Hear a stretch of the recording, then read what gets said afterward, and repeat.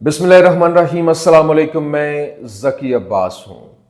नाज़रीन, आज 6 मार्च है, जुमेरात का दिन है, और वो है ना, वतो इज़्ज़ो मंतशा वतो ज़िल्लो मंतशा। वो जिसे चाहता है इज्जत देता है और जिसे चाहता है जिल्लत देता है। जिस तरीके से अमेरिका की जानिब से पहले गजा जंगबंदी का ऐलान किया गया, फिर गजा के ऊपर तसल्लुत जमाने को लेकर बाकायदा तौर पर अपनी कंट्रोल को लेकर यह अनाउंसमेंट की गई कि गजा में उनका अपना तसल्लुत होगा और गजा से तमाम तर फलस्तीनियों को वाइप आउट किया जाएगा, हमास का खात्मा होगा, और यहां तक कि पूरी की पूरी प्लानिंग जो है वो तरतीब दी गई। और जो डोनाल्ड ट्रंप की जानिब से एक एआई जनरेटेड वीडियो तक जारी की गई कि ये यहाँ पे रेस्टोरेंट्स बनेंगे, यहाँ पे जो है वो एक साइट डेवलप होगी, दुनिया से लोग यहां पर आके रहेंगे, दुनिया का जदीद तरीन ये शहर होगा, लेकिन यहां पर फलस्तीनी नहीं होंगे। जिसके बाद बाकायदा तौर पर मिस्र और उर्दन की जानिब से जब जबरदस्त किस्म का रद्दअमल सामने आया तो उसने इनकार कर दिया। उसने कहा मैंने तो सिर्फ और सिर्फ रिकमेंडेशंस दी थी। लेकिन अब एक बार फिर से वो एक्टिव हुआ और उसने कहा कि गजा के ऊपर जो कब्जा है, जो तसल्लुत है, वो हमारा होगा और इसके बगैर कोई चारा नहीं है। लेकिन जब ये तमाम तर इनके हरबे जो है वो नाकाम हो गए तो अब जनाबे वाला अमेरिका धमकियों के बाद यूं कह लें कि डायलॉग के ऊपर आ गया है। बराह रास्त फलस्तीनी मज़ाहमत के साथ उसकी जानिब से राब्ता किया गया। पहले तो जंग बंद करने के लिए और दूसरे फेज के लिए इसराइल और हमास के दरमियान राब्ते की कोशिशें हो रही थी कि सेकंड फेज शुरू हो ताकि ये परमानेंट सीज फायर की तरफ मामला जाए। लेकिन उसने इनको साइड पे करते हुए बाकायदा तौर पर अपना जो डायलॉग का अमल शुरू किया, जिसके बाद जो इस वक्त यूं कह लें कि इजरायली हुकूमत जो है और नेतन्याहू को एक यूं कह लें वो भरपूर इस्तराब का शिकार है, गम और गुस्से का शिकार है कि इनको बिल्कुल साइड पे करते हुए डायरेक्टली उनके साथ इन्वॉल्वमेंट जो की जा रही है। और बाकायदा तौर पर नेतन्याहू के खिलाफ जिस तरह से वहां पर धरने हो रहे हैं, जिस तरह से वहां पर एहतजाज हो रहे हैं, और इसकी हुकूमत के धड़न तख्ते को लेकर जो खबरें सामने आ रही हैं, इसकी हुकूमत गिराने को लेकर, और फिर आर्मी चीफ जो नया आर्मी चीफ है उसका किरदार, वो नया आर्मी चीफ की जो इंडक्शन हुई है उसने पूरे के पूरे मंजरनामे को तब्दील करके रख दिया। कैसे वो आपके सामने रखना। और फिर जो इसराइल है, इसराइल की जानिब से शाम को तोड़ने का जो मनसूबा है वो तैयार किया गया और $1 अरब जो है वो शाम के अंदर सिर्फ और सिर्फ शाम को तोड़ने के लिए इन्वेस्ट किए गए। लेकिन ये सारी की सारी इन्वेस्टमेंट जो है वो जाया होने जा रही है। कैसे, और फिर ये तमाम तर जो मनसूबा है वो कैसे नाकाम हुआ है, ये पूरे का पूरा मंजरनामा बड़ी तेजी के साथ तब्दील हो रहा है और मिडल ईस्ट एक बार फिर से इवॉल्व हो रहा है और जो अरब कंट्रीज हैं वो मुत्तहिद होते हुए यहां पर दिखाई दे रहा है। अल्लाह करे ऐसा हो, क्योंकि दिखाई देना और हकीकत में होना ये जमीन आसमान का फर्क है। ये क्या मामला था, तमाम डिटेल्स वन बाय वन आपके सामने रखते हैं। अच्छा नाज़रीन, सबसे पहले मैं आपको बता दूं, देखिए इस वक्त जो है इसराइल ने जिस तरह से ईरान के ऊपर हमले की तैयारी की और खबरें भी सामने आ रही थी कि किसी वक्त भी वो हमला कर सकते हैं और ईरान की न्यूक्लियर साइट को निशाने पर लिया जा सकता है। अब बाकायदा तौर पर 2 दिन पहले की खबर थी कि ईरान ने कुछ इनकी खुफिया जो इनकी मालूमात हैं वो चोरी कर ली हैं और बाकायदा जासूस इन्होंने हायर किए और ईरान ने इसराइल की जो जोहरी तनसीब की खिलाफ वर्जी की और फिर इसराइल की जोहरी तनसीब में बड़े पैमाने के ऊपर सिक्योरिटी के अंदर नाकामी जो है वो इनको फेस करना पड़ी और ईरान को इंतहाई हसास मालूमात और इसराइली जोहरी तनसीबात की जो तस्वीर हैं वो मिल गई थी, जिस तरह से पहले भी उन्होंने तस्वीर हासिल की थी, क्योंकि उनके ऊपर हमले की तैयारी हो रही है। तो वो रिटेलिएशन के अंदर अपने आप को सेफ साइड रखने के लिए वो भी अपना कार्ड जो है वो खेल रहे हैं। अब जनाबे वाला जो जासूस है उसका नाम जो है वो सामने आ गया, उसकी तस्वीर जारी कर दी गई है। जासूस एजेंट का नाम है डॉर्वन बोकोजबा, जो कि 29 साल इसराइली इंजीनियर है और इसने बाकायदा तौर पर ये सारी की सारी तस्वीर जो है वो उन तक पहुंचाई हैं, जिसके बाद अब ये गिरफ्तार भी कर लिया गया है और इसने बहुत सारा वहां से एक खुफिया डेटा जो है वो उनके साथ शेयर किया है और वो तस्वीर बाकायदा तौर पर लीक हो गई हैं। मुख्तलिफ साइट्स के ऊपर वो शाया की जा रही हैं कि कौन से स्पॉट्स हैं, कहाँ पर इनके अहम तरीन जो यूं कह लें कि न्यूक्लियर प्रोग्राम को लेकर अहम तरीन जो सेटअप है उसको निशाने पर लिया गया। कैसे ये बहुत सी चीज़ें आने वाले दिनों में अनवेल होने जा रही हैं। लेकिन अभी मैं आपको बता दूं, देखिए ट्रंप इंतजामिया जो है वो हमास के साथ गजा के अंदर अमरीकी यरगमालियों की रिहाई और जंग के खात्मे के लिए वसी मुआहदे के इम्कान पर बराह रास्त जो है वो बातचीत कर रही है। इस हवाले से बाकायदा तौर पर हमास की जानिब से कहा गया, we do not want to be a part of any future arrangements regarding Gaza as long as there is national consensus. उन्होंने कहा कि हमास तो इस बात के लिए भी रेडी है, उन्होंने कहा कि हम फ्यूचर में किसी भी उस अरेंजमेंट का हिस्सा नहीं होंगे जिसमें गजा को लेकर तब तक जब तक किसी किस्म का कंसेंसस डेवलप नहीं होता। अगर नेशनल कंसेंसस डेवलप हो जाता है तो हम उसका हिस्सा बन जाएंगे। لیکن ابھی ایکسیوس کی جانب سے رپورٹ کیا گیا اور بتایا گیا کہ امریکہ حماس کے ساتھ خفیہ مذاکرات کر رہا ہے اور ٹرمپ انتظامیہ غزہ میں قید امریکی یرغمالیوں کی رہائی اور جنگ کے خاتمے کے لیے وسیع معاہدے کے امکان پر حماس کے ساتھ براہ راست بات چیت کر رہی ہے۔ اور ایکسیوس نے یہ واضح طور پر بتایا کہ بات چیت کی براہ راست معلومات رکھنے والے دو ذرائع ان کو یہ کنفرم کر چکے ہیں، اور یہ مذاکرات امریکی صدارتی ایلچی برائے یرغمالی امور ایڈم بولر کی جانب سے کیے جا رہے ہیں۔ یہ مذاکرات حالیہ ہفتوں کے اندر دوحہ میں ہوئے، اور سب سے دلچسپ بات یہ ہے کہ امریکہ بنیادی طور پر امریکی شہریوں کے لیے مذاکرات کر رہا ہے، مطلب وہ کسی کے لیے نہیں کر رہا ہے، وہ اپنے شہریوں کو وہاں سے نکالنے کے لیے یہ ڈائریکٹ ان کے ساتھ بات چیت کر رہا ہے۔ اب الجزیرہ کی جانب سے رپورٹ کیا گیا اور بتایا گیا کہ حماس کے جو سیاسی بیورو کے سربراہ ہیں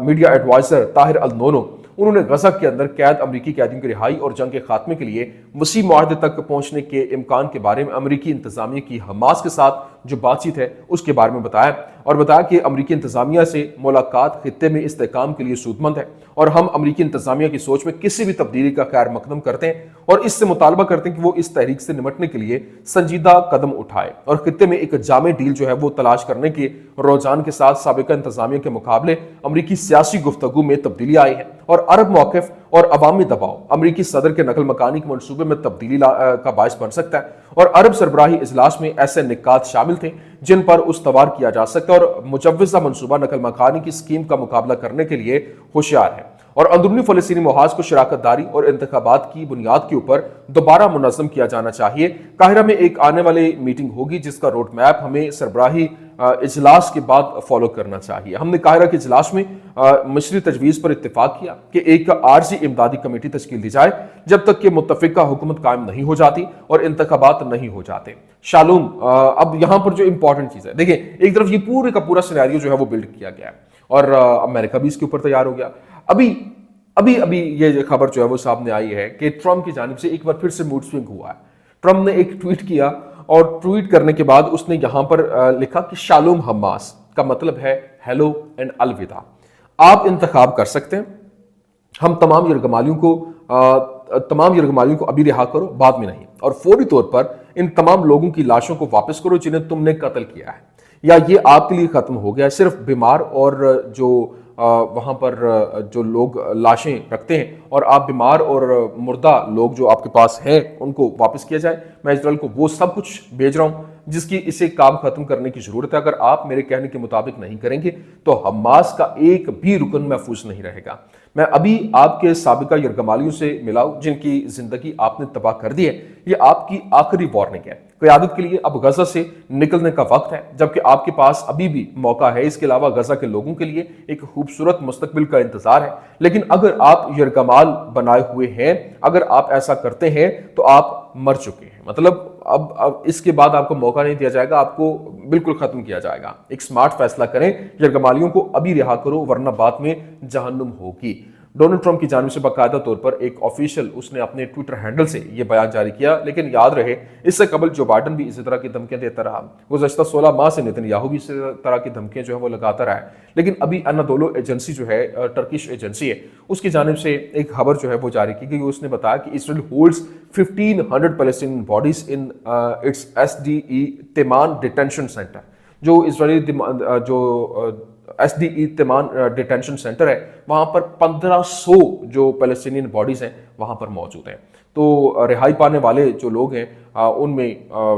جو ابھی تک تقریباً 20 22 30 کے قریب جو لوگ رہا ہوئے ہیں ان کی تو بات سائڈ پہ، لیکن یہ جو ڈونلڈ ٹرمپ نے کہا کہ اس نے جن لوگوں سے وہ ملا ہے تم نے ان کی زندگی تباہ کر دی ہے، اور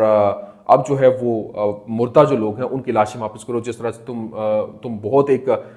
حدیں کراس کر رہے ہو، اور ابھی فل فور ان کو رہا کرو اور فوری طور پر ان تمام لوگوں کی لاشوں کو واپس کرو جنہوں نے تم کو قتل کیا ہے۔ تو یہ جو ابھی تو چند لوگ ان کے، بلکہ وہ بھی حملوں کے اندر مارے گئے تھے اسرائیل کی جانب سے جو فضائی حملے ہوئے، لیکن جو وہاں پر 1500 SDE تیمان کے اندر موجود ہیں ان کا کیا معاملہ ہے، یہ ایک اور بڑا سوال ہے جو ہارٹیز اخبار کی جانب سے اسرائیلی اخبار ہے اسی کی جانب سے یہ کوٹ کیا گیا. لیکن ابھی جو رہائی پانے والے اسرائیلی اسیران ہیں انہوں نے امریکی صدر ڈونلڈ ٹرمپ سے ملاقات بھی کی اور ان کی رہائی کو یقینی بنانے پر اس کا شکریہ ادا بھی کیا اور ان پر زور دیا کہ وہ بقیہ اسیروں کی رہائی میں مدد کریں. اور انہوں نے اسے ایک تختی تحفے میں دی جس پر لکھا ہوا تھا جس نے ایک جان بچائی اس نے پوری دنیا کی جان بچائی. یہ تو ہمارے نبی کریم صلی اللہ علیہ وسلم کی بھی یہ حدیث مبارکہ ہے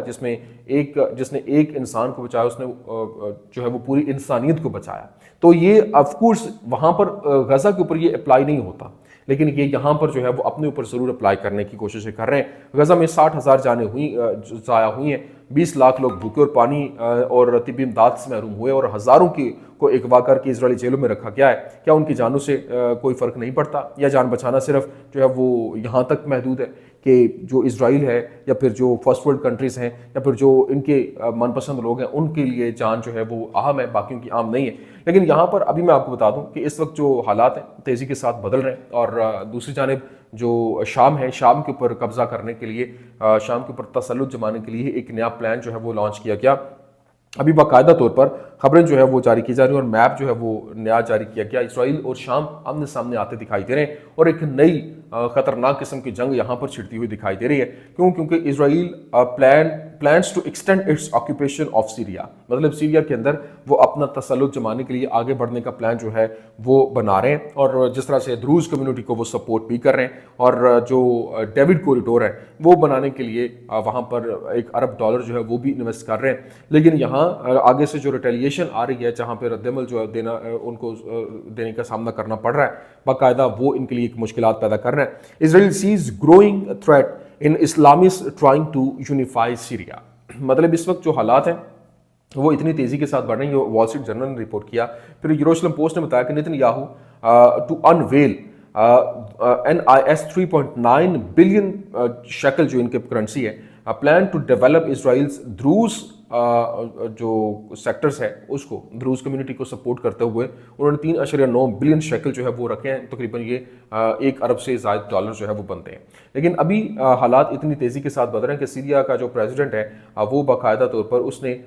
ترکیہ کو بھی انوائٹ کر دیا اور باقاعدہ اس نے کہا کہ Syria's president Sharaa to discuss defence pact with Turkey's Erdogan sources سے. مطلب اس نے جو اردگان کو وہاں پر اپنی فوجیں ڈپیوٹ کرنے کا اپنی ایک جو اڈے بنانے کا اس سے درخواست کیا کہ یہاں پر وہ سیکیورٹی آ کے سنبھالیں. تو یہ ایک نیا اور ایک خطرناک پہلو یہاں پر مزید ایڈ ہوتا دکھائی دے رہا ہے. پھر جو ایران ہے وہ بھی ان کو اپنی مدد آفر کر چکا ہے کہ ہم آپ کے ساتھ اور بھرپور طریقے سے تمام اختلافات سائڈ پہ کرتے ہوئے وہ ان کے ساتھ کھڑے ہونے کے لیے تیار ہیں. تو یہ منظرنامہ بہت تیزی کے ساتھ تبدیل ہو رہا ہے اور آنے والے دنوں میں یہ لڑائی مزید شدت اختیار کرتی ہوئی دکھائی بھی دے رہی ہے. تو یہ جناب والا کچھ اہم ترین اپڈیٹس تھی, میں نے کہا میں آپ کے سامنے رکھ دوں. امید کرتے ہیں ویڈیو آپ کو پسند آئی ہوگی. پسند آنے کی صورت میں لائک کیجیے, شیئر کیجیے اور ہمارے چینل کو سبسکرائب کرنا مت بھولیے گا. شکریہ.